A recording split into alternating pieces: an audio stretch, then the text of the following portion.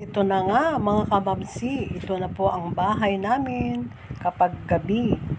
Ganyan po ang itsura kapag gabi mga kababsi. Simpleng bungalow house lang po ito na maliit at ito ay wini-welcome. Ayan siya, Bridget. Si Bridget po ay bigger dog ng aking sister-in-law. Ayan, yung aking si Mudra, si Mami Catalina. Shout out. Hindi ba pakali si Bridget, mga kamamsi?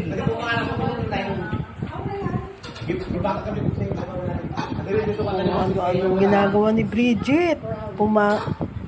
Lumabas po siya at hinahabol po niya yung galang pusa.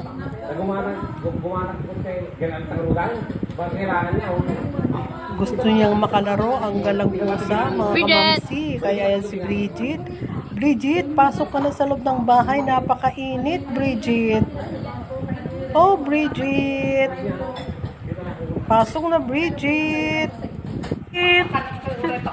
Bridget! Apay, natalpong ka kuno ko na ni Daddy Dindo. Ha? Yeah. Pa dong. Nagsurunado mato yung kabsat ko na ya. Kung tara ko na saan.